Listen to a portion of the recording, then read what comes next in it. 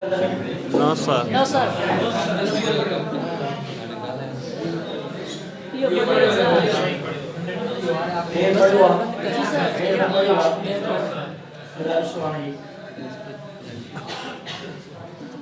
कल असां पढ़ूं पिया इस्तेमाल जो स्ट्रक्चर कल पढ़ोसीं ऐं इहो बि पढ़ो त इस्तेमाल की वार में 4 लेयर्स आहिनि हुन में चौथों जेको इनर मोस्ट हुयो म्यूकोसा उते प्रेज़ेंट आहिनि गैस्ट्रिक ग्लैंड ऐं गैस्ट्रिक ग्लैंड जो कमु आहे गैस्ट्रिक जूसिस खे पैदा करणु ऐं गैस्ट्रिक जूसिस में म्यूकस हूंदो आहे HCl हूंदो आहे पेप्सिन एंजाइम हूंदी आहे इस्तेमाल जो जेको पुठियों पार्ट आहे नेरो पार्ट डिस्टल माना पुठियों पार्ट जंहिंजो नालो पायलोरिक रीजन आहे उते पायलोरिक ग्लैंड्स हूंदा आहिनि और जेके पायलोरिक ग्लैंड्स आहिनि उते एंडोक्राइन सेल भी मौजूद है एंडोक्राइन मतलब जेके हार्मोन पैदा कनि वो हार्मोन पैदा कंदा जंहिंजो नालो गेस्ट्रिन हार्मोन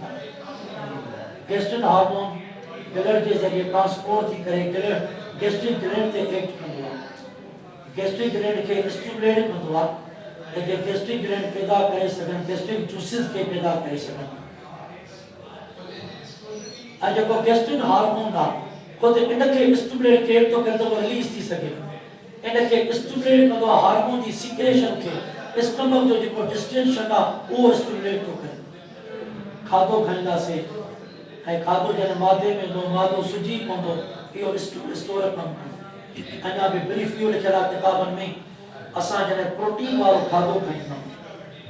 प्रोटीन नेचर में बफर हूंदी आहे ये वाटर बफर सॉरी एम्फोटेरिका ये वाटर एम्फोटेरिका एसिड बिया बेस बिया सागी तरह प्रोटीन पे एम्फोटेरिका वजह प्रोटीन जा अमाइनो एसिड एकड़ा होंदा आहिनि एसिडिक एकड़ा बेसिक आ जने ॿई अमाइनो एसिड प्रोटीन में हूंदा इन जो मतलब आहे त प्रोटीन नेचर में थी वई एम्फोटेरिक आ जने प्रोटीन असांजे स्टमक में वई हाणे तव्हां ॿुधायो जेकॾहिं प्रोटीन वई स्टमक में स्टमक जे पीएच खे वधाईंदी या घटाईंदी एम्फोटेरिका पर घटाईंदी वो घटाईंदी न पर वधाईंदी पर ॻाल्हि त ॿुधो पीएच जो वधणु इहो एसिडिक या अल्कलीन करे छॾंदी पोइ जेको पहिरियों हुजणु खपे असांजे स्टमक में एसिडिक एनवायरनमेंट इहो एसिडिक एनवायरनमेंट मटिजी वेंदो आहे अल्कलाइन में प्रोटीन जे वञण सां ऐं नतीजे में हाणे गैस्ट्रिन हार्मोन इहो गैस्ट्रिक ग्लैंड खे स्टिमुलेट कंदो त गैस्ट्रिक जूसिस पैदा करे हाणे गैस्ट्रिक जूसिस में जेको HCl आहे इहो स्टमक जे पीएच खे वापसि वरी एसिडिक ते खणी ईंदो त जीअं पेप्सिन पंहिंजो कमु करे सघे हमेशा पेप्सिन कमु कंदी आहे 2.0 pH ते उन 2.0 pH खे स्टमक में बरक़रार के रखंदो आहे HCl रखंदो आहे मां तव्हांखे कल्ह पढ़ायो त HCl असांजे स्टमक में 2 to 3 ताईं pH खे बरक़रार रखंदो आहे त जीअं इन pH ते पेप्सिन पंहिंजो कमु करे सघे छो त प्रोटीन जे वञण सां स्टमक जे अंदरि जेका pH आहे उहा अल्कलीन में मटिजी वई उनखे वापसि एसिडिक में मटण वरी कमु हूंदो आहे HCl जो कमु हूंदो आहे ऐं पोइ फर्दर उसामा लिखियल आहे पढ़ण तव्हांखे ॿुधाई ऐं पायलोरिक जेके ग्लैंड्स आहिनि उन जा एंडोक्राइन सेल हिकु ॿियो बि हार्मोन था पैदा कनि जंहिंजो नालो सीरोटोनिन इहो सीरोटोनिन इते कमु कंदो आहे एज़ अ इनहिबिट तौरु कमु कंदो आहे इनहिबिट माना जेको इनहिबिट करे छा खे थो इनहिबिट करे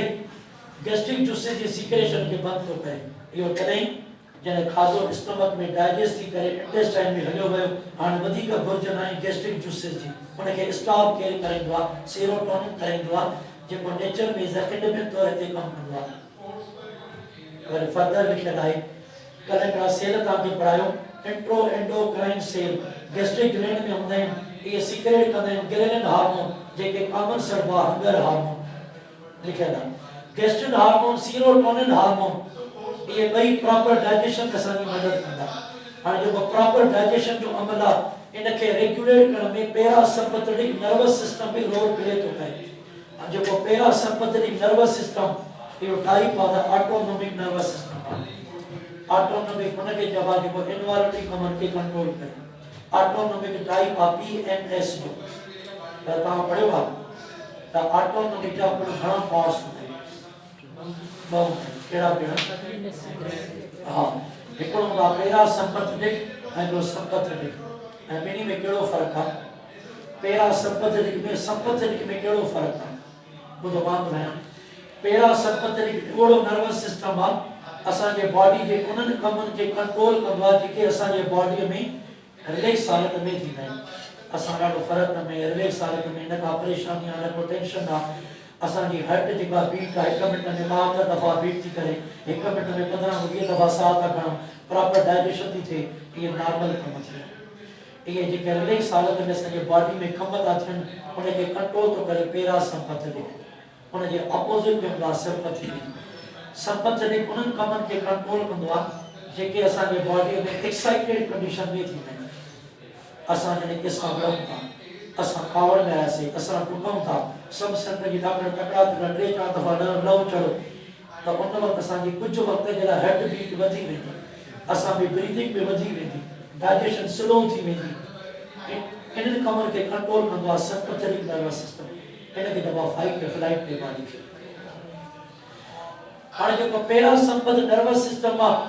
यो कंट्रोल कंदो असा जी डाइजेशन के पांचे नर्व्स जे जरिए उन नर्व्स जो नालो आ vagus nerves and vagus nerves यो type of the cranial nerve उवे nerve जेके असांजे ब्रेन में अराइज थींदी टोटल असांजे ब्रेन में 12 पेयर cranial nerves अराइज थींदी टोटल असांजे 31 पेयर स्पाइनल कॉर्ड में nerves अराइज थींदी और जेका वेगस nerve आ असांजे cranial nerve जो 10 नंबर जोड़े जो नालो है लिखला असांजे बॉडी में ओवरऑल जेके भी nerves हैं उन में vagus nerve second largest nerve पर सभी cranial में पहले नंबर ते लार्जेस्ट है पर सभी नर्व्स में सेकंड लार्जेस्ट है पहले नंबर ते लार्जेस्ट है sciatic nerve या जेके iliac nerve के वादी का लेग में वेंदी है गैस्ट्रिक हार्मोन ब्लड के जरिए ट्रांसपोर्ट थी करे एक्ट कंदो आ गैस्ट्रिक यूनिट ते वो पैदा करे सगन गैस्ट्रिक जूसेस के गैस्ट्रिक जूसेस स्टमक के यूनिट में वेंदा है खादे ते एक्ट कंदो उन के डाइजेस्ट कंदा देखो देखो राइट स्टमक का फंक्शन और स्टमक खत्म स्टमक में टे कम परफॉर्म थींदा आहिनि असांजे स्टमक में मैकेनिकल डाइजेशन भी थींदी आहे केमिकल डाइजेशन भी थींदी आहे ऐं खाधो असांजो स्टोर थींदो आहे थोरे वक़्त जे लाइ असांजे स्टमक लगभॻि 3 खां 4 कलाक में खाधो स्टोर थींदो आहे जंहिंजे करे असां सॼे ॾींहं में टाइम ते खाधो खाईंदा आहियूं सुबुह जी मानी खाई माना ब्रेकफास्ट कयोसीं लंच कईसीं डिनर कंदासीं विच में 3-4 कलाक ब्रेक हूंदो आहे मादो जॾहिं भरियल हूंदो आहे असांखे बुख जो एहसास न थींदो आहे ढो हूंदो आहे मादो ख़ाली थी वेंदो आहे असांखे बुख तॾहिं लॻंदी आहे मैकेनिकल डाइजेशन उहा तॾहिं थींदी आहे जॾहिं असांजे स्टमक जा स्मूथ मसल कंट्रेक्ट कंदा रिलैक्स कंदा ऐं पैदा कंदा मिक्सिंग वेव्स जे नतीजे में खाधो असांजे गैस्ट्रिक जूसेस सां मिक्स थी करे डाइजेस्ट थींदो आहे असांजे स्टमक में थींदो आहे चर्निंग जो अमल खाधो हुते वलोड़बो आहे ऐं खाधे वलोड़ में कमु थींदो आहे स्मूथ मसल जेके कंट्रैक्ट और रिलैक्स था कनि उन जे मदद सां और उन जी कंट्रैक्शन और रिलैक्सेशन मिक्सिंग वेव थी पैदा करे जेका असांजे खाधे के बोलस फॉर्म में मिक्स थी करे गैस्ट्रिक जूसेस सां खाधो असांजे स्टमक में 3 खां 4 कलाक रही करे पार्शियली डाइजेस्ट थी स्मॉल इंटेस्टाइन में वेंदो आहे कहिड़े फॉर्म में काइन जे फॉर्म में वेंदो आहे ऐं जेको काइन आहे इहो थिक लिक्विड फूड आसन या कहिड़ी बि पेस्ट लाइक आहे असां काइन के सिंधीअ में रबड़ी बि सरींदा रबड़ी को माए जो क़िस्म आहे माए वारा वॾे थाल में जेको अछो पतलो माओ रखंदा आहिनि उनखे रबड़ी चइबो आहे खाधो असांजे मादे में डाइजेस्ट थियण खां पोइ इन हालत में थी वेंदो आहे पोइ जीअं उल्टी करे कंदा कहिड़ो कंदा रबड़ीअ फॉर्म में कंदा ईअं केमिकल डाइजेशन में एंजाइम जो कमु आहे पेप्सिन जो ऐं इहा पेप्सिन पार्ट आहे गैस्ट्रिक जूसेस जो असांजे गैस्ट्रिक जूस में पेप्सिन भी आहे HCl भी आहे त म्यूकस भी आहे म्यूकस एक थिक सीक्रेशन आहे ग्लाइकोप्रोटीन जो केमिकल कंपाउंड आहे म्यूकस जो इहो भी कमु आहे असांजे स्टमक जी वाल की प्रोटेक्शन करणु डाइजेस्ट करणु पंहिंजो पाण खे बचाइणु ऐं म्यूकस जो कमु आहे खाधे खे लुब्रिकेट करणु भी आहे हाइड्रोक्लोरिक एसिड इहो रिलीज थींदो आहे असांजे स्टमक में डाइल्यूट फॉर्म डाइल्यूट माना छिटो ऐं पतरो इहो जेकर डाइल्यूट फॉर्म में न पैदा थिया थिक पैदा थिया स्टमक खे ॻारे छॾिया इहो असांजे स्टमक में pH खे एडजस्ट करे रखंदो आहे 2 to 3 ताईं त पेप्सिन उन pH ते कमु करे सघे HCl खाधे खे नरम भी कंदो आहे खाधे में जेकर जरासीम उन खे किल भी कंदो आहे पेप्सिन इहा सीक्रेट थींदी आहे इंडेक्टिव फॉर्म में पेप्सिनोजिन में इन पेप्सिनोजिन के पेप्सिन फॉर्म में एक्टिव कंदो आहे HCl कंदो आहे ऐं HCl या ब्रेक जेका पेप्सिन आहे या ब्रेक कंदी आहे प्रोटीन के पेप्टोन में या शॉर्ट चेन पॉलीपेप्टाइड्स में नंढड़ा ॿार जेके पंहिंजे मदर जी फीडिंग कंदा आहिनि उन जे गैस्ट्रिक जूसेस में का एंजाइम आहे जंहिंजो नालो रेनिन आहे रेनिन खे यादि कयो आहे थाइमोसिन एंजाइम भी चइबो आहे इन रेनिन खे ठाहिण में कमु हूंदो आहे चीफ सेल ज़ाइमोजिन सेल जो कमु आहे ज़ाइमोजिन उहे सेल जेके पेप्सिनोजिन ठाहींदा आहिनि उहे साॻिया ई सेल पैदा कंदा आहिनि रेनिन नंढड़नि ॿारनि में या असां बि न हूंदी आहे वजह असां जीअं कटड़ था थियूं असांजे स्टमक में माहौल वधीक एसिडिक थींदो आहे रेनिन उते कमु नथी करे सघे नंढड़नि ॿारनि में रेनिन हूंदी आहे इहा रेनिन हिकु हिन जो कमु आहे कडलिंग ऑफ द मिल्क नंढड़ा ॿार जेके पंहिंजे मदर जी फीड वठंदा आहिनि उन खीर खे मटाईंदो आहे ॾहीअ और कॾहिं कॾहिं नंढड़े ॿार खे माउ जो ओवरडोज लॻी वेंदो आहे उल्टियूं करे ॿार पढ़ंदो आहे चका ॾहीअ जा ॿार जो आत्मा निकिरंदा आहिनि उनखे मायूं वरी चवंदियूं आहिनि ॿार फुटी कढी आहे फुटी छा आहे इहे चका ॾही आहे जेको खीर मटियो ॾहीअ में रेनिन जे मदद सां मटियो आहे ऐं रेनिन जो इहो बि कमु आहे उन माउ जे खीर में का साल्युबल मिल्क प्रोटीन आहे उनजो नालो केसिनोजिन आहे इन केसिनोजिन खे रेनिन मटाईंदो आहे इनसॉल्युबल फॉर्म में केसीन में कैल्शियम जे मदद सां त जीअं उन केसीन खे वरी प्रॉपर डाइजेस्ट करे सघे पेप्सिन डाइजेस्ट करे छो त उहा स्टमक में पार्शियल डाइजेस्ट थींदी इंटेस्टाइन में पूरी डाइजेस्ट थींदी त प्रॉपर एब्जॉर्ब थी सघे हमेशा एब्जॉर्प्शन थींदो आहे स्मॉल इंटेस्टाइन में स्टमक में जो ऑलरेडी मुकम्मल डाइजेस्टेड हूंदी वो कारी एब्जॉर्ब नथी सघे इन जे करे ऐं स्टमक में रक्त प्रोजेक्शन पर्दा था जो रेजी जे नाले सां ये म्यूकस पैदा करना है म्यूकस ग्लाइकोप्रोटीन है ये रेजी स्टमक जे अंदर सरफेस एरिया के भी वधाईंदा है प्रॉपर डाइजेशन के लिए देखो मोबाइल के चलो पाण जी के मतलब सामान बैठो तो मोबाइल ना कंपनी पे वो कहां के मोबाइल पांजी दिखारे कहां की मोबाइल दिखारे हाने असन जो खातो आला मोबाइल जो चुप करायो रावत ने रिकॉर्ड है मोबाइल पे बात ना ऐं असांजो स्टमक जे पुठिएं पालर के एंड खां शुरू थींदो आहे स्मॉल इंटेस्टाइन जा टे पार्ट्स पहिरों पार्ट ड्यूडेनम आहे विचों पार्ट जेजुनम आहे आखिरी पार्ट इलियम आहे स्मॉल इंटेस्टाइन जी जेका टोटल लेंथ आहे उहा 6 मीटर हूंदी आहे स्मॉल इंटेस्टाइन जो डायामीटर विड्थ 3 खां 5 सेंटीमीटर हूंदो आहे स्मॉल इंटेस्टाइन में कम थींदा आहिनि स्मॉल इंटेस्टाइन असांजो खाधो मुकम्मल तरह सां डाइजेस्ट स्मॉल इंटेस्टाइन में थींदो आहे ऐं मुकम्मल डाइजेस्ट थी करे उनजी एब्जॉर्प्शन भी थींदी आहे स्मॉल इंटेस्टाइन में ड्यूडेनम पहिरों पार्ट आहे उनजी पंहिंजी लेंथ आहे 30 सेंटीमीटर ऐं जेको ड्यूडेनम आहे इहो अटैच रहंदो आहे स्टमक जे पोएं पासे ऐं स्टमक जो चौथों ऐं आखिरी पार्ट नेरो पालोरिक एंड आहे उन पालोरिक एंड सां पिंडल हूंदो आहे ड्यूडेनम एक रिंग ऑफ स्ट्रक्चर जंहिंजो नालो पायलोरिक स्फिंक्टर आहे पायलोरिक स्फिंक्टर असांजे स्टमक जे पायलोरिक एंड सां खे मिलाईंदो आहे ड्यूडेनम सां पाण खे जोड़ींदो आहे ऐं लिखियलु आहे असांजो ड्यूडेनम इहो कर्व थियल मां तव्हांखे डायग्राम बि ॾेखारियां थो इहो कर्व थियल आहे इन जी अपीयरेंस नज़र ईंदी आहे सी शेप नज़र ईंदी आहे इहो कर्व बि थियल आहे इन जी अपीयरेंस सी लाइक बि हूंदी आहे लेकिन ड्यूडेनम जो अॻियों पार्ट इहो डायलेटेड माना वेकरो भी थींदो आहे ऐं बल्ब लाइक इन जो शेप थींदो आहे इन ड्यूडेनम जे अॻे पार्ट खे चइबो आहे ड्यूडेनल बल्ब उनखे चइबो आहे ड्यूडेनम जो अॻियों पार्ट वेकरो थींदो आहे बल्ब लाइक शेप उनजो नालो आहे ड्यूडेनल बल्ब उनखे करे सघंदा जॾहिं खाधो एंटर थियो ड्यूडेनम में ऐं वो खाधो कहिड़े फॉर्म में दाख़िल थियो आहे काई जे सूरत में जेको एसिडिक आहे नतीजे में पेनक्रियास इहो रिलीज कंदो आहे पेनक्रियाटिक जूसेस के सिधो ड्यूडेनम पंहिंजे पेनक्रियाटिक डक्ट जे ज़रिए लिवर रिलीज कंदो आहे बाइल जूसेस के पंहिंजे बाइल डक्ट जे ज़रिए ॿई जूसेस एक्ट कंदा खाधे खे डाइजेस्ट करण जे लाइ ऐं किताब में लिखियलु आहे हिते बि लिखियलु आहे असांजो ड्यूडेनम इहो नेचर में एंडोक्राइन बि आहे एंडोक्राइन माने जेको हार्मोन पैदा करे ड्यूडेनम का हार्मोन तो पैदा करे हिकड़े हार्मोन जो नालो आहे सीक्रेटेड हार्मोन ऐं ॿिए जो नालो आहे CCK हार्मोन। CCK जो फुल फॉर्म आहे कोलिसिस्टोकाइनिन हार्मोन। ये ॿई हार्मोन ड्यूडेनम तो पैदा करे, पर ड्यूडेनम के स्टिमुलेट के तो करे तो सीक्रेटिन पैदा करे HCl जो काइम सां गॾु आयो स्टमक में ड्यूडेनम में, यो HCl ड्यूडेनम के स्टिमुलेट कंदो आहे, त ड्यूडेनम यो हार्मोन पैदा करे सीक्रेटिन, वरी साॻी तरह ड्यूडेनम के स्टिमुलेट कंदो आहे पार्शियली डाइजेस्टेड प्रोटीन, ऐं जेके पार्शियली डाइजेस्टेड प्रोटीन ये भी स्टमक में काइम के जरिए ये स्टिमुलेट कंदी ड्यूडेनम के, तो ड्यूडेनम पैदा करे सके CCK हार्मोन, ऐं CCK हार्मोन यो पेनक्रियास ते भी एक्ट कंदो आहे, यो लिवर ते भी एक्ट कंदो आहे, पर जेको सीक्रेटिन आहे यो सिर्फ एक्ट कंदो आहे पेनक्रियास ते, सिर्फ एक्ट कंदो आहे।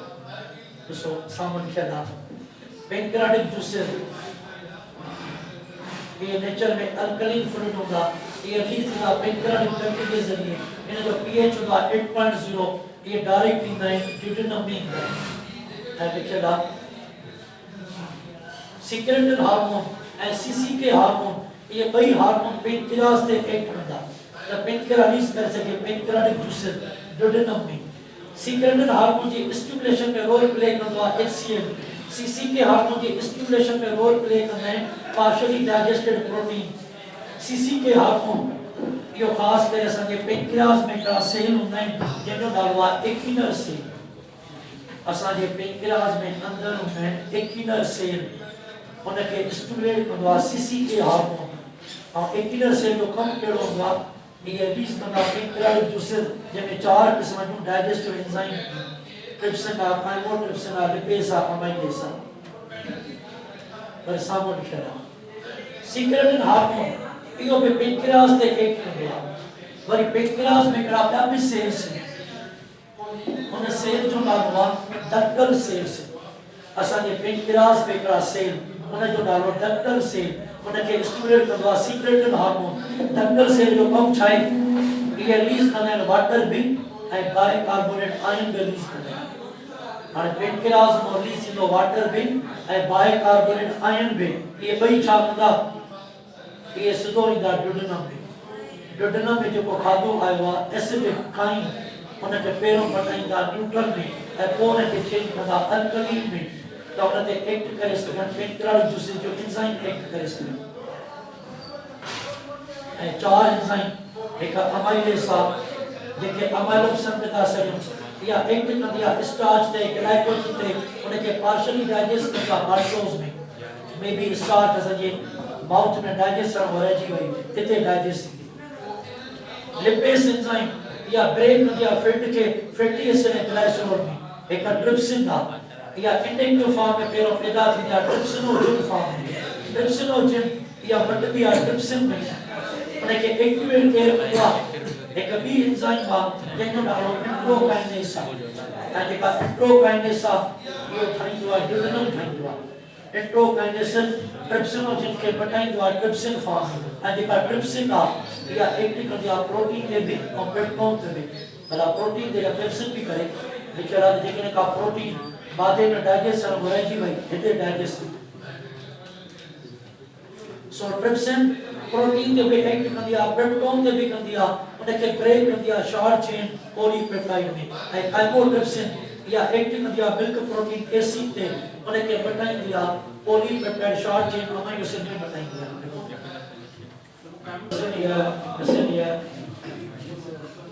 ऐं असांजे स्मॉल इंटेस्टाइन जे पार्ट ड्यूडेनम, ही वारो ड्यूडेनम हाणे ॿुधा त कर्व थियल आहे ऐं सी शेप, हिन सॼे खे असां ड्यूडेनम था सघूं। इहो ड्यूडेनम काथों थो अराइज़ थिए, स्टमक जो जेको पुठियों पार्ट आहे पायलोरिक ग्लैंड उतां अराइज़ थो थिए, ऐं ॿिन्ही खे पाण में जोड़े के थो पायलोरिक स्फिंक्टर आहे उहो ॿिन्ही खे पाण में जोड़े। हे अॻियो असांजो स्टमक आहे, हॉरिज़ॉन्टली प्रेजेंट असांजो पेनक्रियास आहे, हे गॉल ब्लैडर आहे जेको लिवर जे ठहंदो आहे। असांजे ड्यूडेनम में हिकिड़ा ग्लैंड्स आहिनि, उनजो नालो ब्रोनस ग्लैंड्स, ऐं नालो ब्रोनर छो पियो आहे, हिकिड़ो साइंटिस्ट हो ब्रोनर, इहो पाण पंहिंजे वापस सां बि चयो हिन ब्रोनर असांजे ड्यूडिनम में हिकिड़ा ग्लैंड डिस्कवर कया नालो ॿियो को सम्झ में न आयुसि पंहिंजे नाले सां रखी छॾियईं ब्रोनर्स ग्लैंड माना ब्रोनर जा ग्लैंड्स इहे असांजे ड्यूडिनम में थींदा आहिनि इन जो कमु ब्रोनर ग्लैंड में सीक्रेशन पैदा कंदा उन सीक्रेशन में म्यूकस पिया उन में अल्कलीन सीक्रेशन आहे जंहिंमें बाइकार्बोनेट आयन्स आहिनि हाणे ब्रोनर ग्लैंड जा बाइकार्बोनेट आयन पेनक्रियास जे बाइकार्बोनेट आयन सां पाण में मिली करे असांजे ड्यूडिनम में जेको काई एसिडिक फूड आहे उनखे पहिरियों चेंज कंदा न्यूट्रल में ऐं पोइ मटाईंदा अल्कलीन में इन जो बि इहो ई कमु आहे जेको कमु पेनक्रियास जो कमु करे पियो बाइकार्बोनेट उहो बि हिन जो बि कमु सेम आहे उन सां मिली करे कमु परफॉर्म कंदा आहिनि बसि